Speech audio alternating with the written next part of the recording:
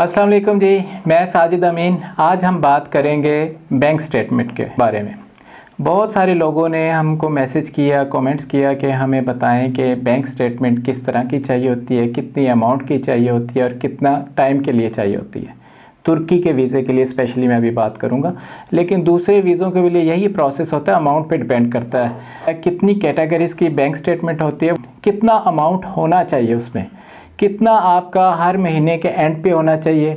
एक होता है क्लोजिंग बैलेंस, एक होता है एवरेज बैलेंस। लोग ज़्यादातर अप्लाई करते हैं, बिजनेसमैन होते हैं, उनका बिजनेस का अकाउंट हो तो वो बहुत अच्छा होता है। जो जेन्युइन होती हैं मैं उनकी बात कर रहा हूँ। काउंसलर जो वीज़ा ऑफिसर बैठे होते हैं वो सारी चीज़ों को असेस करते हैं, इनकी बुनियाद पे फिर वो आपको वीज़ा इशू करते हैं। सेकेंडली आ जाती है जी हमारी इंडिविजुअल, या जिसे आप पर्सनल कहते हैं। एक और बात यहाँ पे बताना चाहूँगा कि अगर कोई भी बंदा अपना पर्सनल अकाउंट की स्टेटमेंट लगाता है तो उसे कवर लेटर में ज़रूर मेंशन करना पड़ेगा कि मैं अपने पर्सनल अकाउंट की स्टेटमेंट साथ अटैच कर रहा हूँ और इसी को मैं as a business account use करता हूँ। ये आप याद रखिएगा। थर्ड में आ जाती है जी सैलरीड पर्सन की। ये अलग अलग 3 किस्म के ये अकाउंट होते हैं। सैलरीड पर्सन की होती है कि फ़िक्स उसकी सैलरी होती है जो हर महीने उसके अकाउंट में क्रेडिट होती है और जो एक्सपेंसेस होते हैं वो डेबिट होते जाते हैं। इस दौरान सैलरीड पर्सन के लिए भी एक और बात बताता हूँ कि अगर कहीं से उसके पास पैसे आते हैं 2-4 लाख 5 लाख, गाड़ी बेचता है या कोई प्लॉट बेचता है या किसी तरह से भी कोई भाई देता है, उसके पास पैसे आते हैं तो उसको उसका सोर्स या उसका कुछ बताना पड़ेगा अपने कवर लेटर में कि ये अमाउंट आपको कहाँ से मिली, किस लिए आई आपके अकाउंट में, जो रिफ्लेक्ट करता है। ये छोटी छोटी चीज़ें वीज़ा ऑफिसर देखते हैं, इसी के बिहाफ पे वो आपको वीज़ा इशू करते हैं। पर्सनल अकाउंट में जो भी आप अपने पैसे रखते हैं, एक्चुअली पर्सनल अकाउंट कंसिडर होता है ऐसे सेविंग अकाउंट के, जो आपकी बचत है, जो आपके पास खर्चे के लिए या आपने मुश्किल वक्त के लिए जो कुछ पैसे रखे होते हैं वो आप अपने पर्सनल अकाउंट में रखते हैं।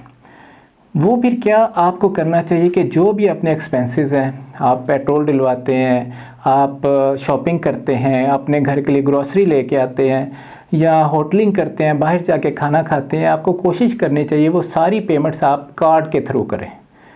वीज़ा ऑफिसर क्या देखेगा कि ये ट्रांजैक्शन इसने वहाँ से ये खाया, वहाँ से ये लिया, पेट्रोल डलवाया, ग्रॉसरी ली, ये सारी चीज़ें वो देखता है। इसी चीज़ पे वो आपका लाइफस्टाइल वो देखते हैं कि ये बंदा क्या वहाँ पे घूमने फिरने जा रहा है तो क्या ये चीज़ें अफोर्ड कर सकता है, ये इन चीज़ों को समझता है। इससे वो आपका स्टेटमेंट का ग्राफ बहुत बेहतर हो जाता है। अब मैं आपको ये बताता हूँ कि कितनी अमाउंट का स्टेटमेंट रिक्वायरमेंट होता है, कि कितना बैलेंस होना चाहिए, क्रेडिट कितना होना चाहिए, डेबिट कितना होना चाहिए और मंथ एंड पे कितना होना चाहिए।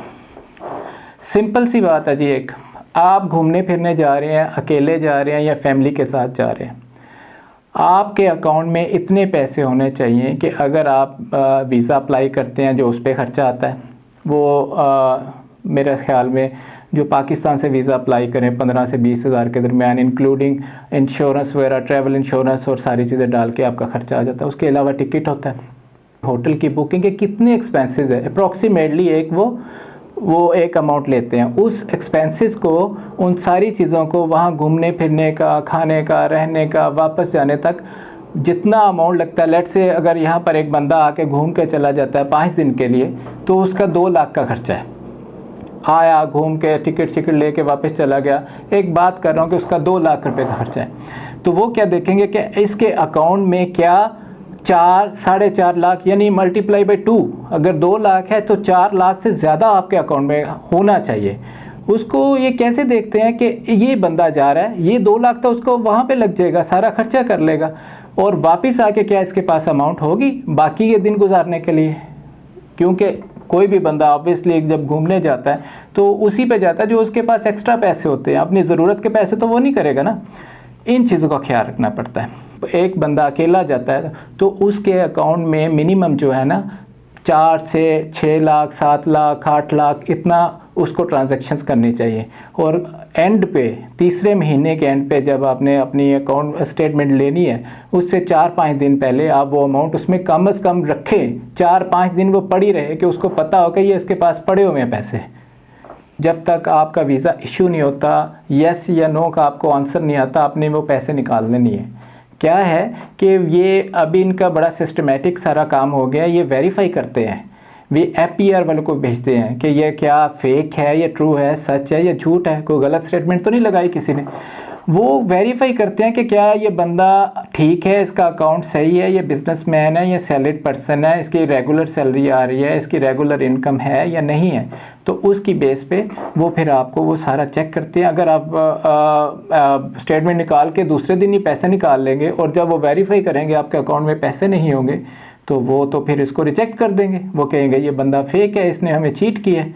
इन चीज़ों का मेरा भाई आप सब लोगों को ख्याल रखना है। कोई मुश्किल काम नहीं है, थोड़ा सा ख्याल रखें, सिर्फ 3 महीने अपनी स्टेटमेंट चलाएं। इसमें मैं एक और बात आपको बताता हूँ, अगर किसी बंदे की स्टेटमेंट है ही नहीं और वो अप्लाई करना चाह रहा है वीज़ा, मैं ये कभी रिकमेंड नहीं करूँगा आप डंकी से आए, कोई इलीगल तरीके से, बिल्कुल नहीं आना चाहिए।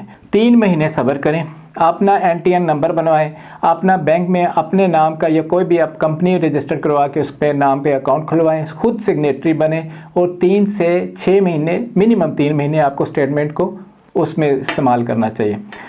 वो बिजनेसमैन नहीं है, लेकिन मैं आपको बता देता हूँ, उसके पास 4 या 5 या 6 लाख है, तो उसको ये नहीं करना कि पहले दिन ही उसने 5 लाख डाल देना है। उसने उसमें ग्रेजुअली थोड़ा थोड़ा बैलेंस डालना है और इसी हिसाब से निकालना है। देखिए, मैं आपको पहले भी बता चुका हूँ कि आमदन जब बिजनेस की शो होती है तो वो ज़्यादा होती है, क्रेडिट में आपकी इंटरेस्ट ज़्यादा हो जाती है, उनको छोड़ दें। आप ले लें 1 महीने में आपकी कम से कम जो क्रेडिट की एंट्री है ना 8 से 10 होनी चाहिए, कि 8 से 10 दफ़ा आपने अपने अकाउंट में पैसे डाले हैं। और ये नहीं करना कि 5 लाख है तो 5 लाख पहली दफ़ा डाल दिया, 1 लाख डाल दो, आप कुछ दिन के बाद उसमें से 20,000 निकाल दो, 2-3 दिन के बाद, फिर आप नेक्स्ट डालते हो वो 1.5 लाख डाल दो, आपका अमाउंट ऊपर चला गया, फिर आपने फिर नहीं निकालना है, फिर उसको आप फिर उसकी क्रेडिट करो, उसमें डालो। यानी एक दफ़ा आप 4-5 एंट्रियों में 5 लाख पूरा करो, फिर उसमें 3 लाख एक दफ़ा निकालो, 50 एक दफ़ा निकालो, इस तरह से करके। और ये ओवर द नाइट ट्रांजेक्शन नहीं करनी। एक और बात बताता हूँ, हमेशा जो भी बिजनेसमैन है वो क्या करते हैं कि वो चेक से ट्रांजैक्शंस करते हैं या ऑनलाइन ट्रांसफ़र करते हैं पैसा। ये एक वैलिड रीज़न होती है। अगर आप ATM से निकालेंगे डालेंगे तो उन्हें समझ आ जाएगी ये तो अपने अकाउंट से इधर से निकाल रहा है उधर डाल रहा है, उधर से निकाल रहा है इधर डाल रहा है। अगर आप अकाउंट टू अकाउंट ट्रांसफ़र करेंगे, अगर मेरा अकाउंट है, मैं बिजनेसमैन हूँ, मैंने किसी को पेमेंट करनी है तो मैं उसके अकाउंट में ट्रांसफ़र करूँगा। स्टेटमेंट के ऊपर पूरी डिटेल होती है कि ये अमाउंट इस टाइम में इस अकाउंट में इस बैंक में ट्रांसफ़र हुई है। ये एक अथेंटिक और वैलिड रीज़न बन जाती है जो उसको वो कभी डिनाई नहीं कर सकते। बस इन्हीं चीज़ों का मेरे भाई आप लोगों ने ख्याल रखना है। हमारे चैनल को भी आप सब्सक्राइब करें, बेल आइकॉन प्रेस करें और हमें पूरी तरह से सपोर्ट करें ताकि हम मैक्सिमम इन्फॉर्मेशन आपको पहुंचा सकें।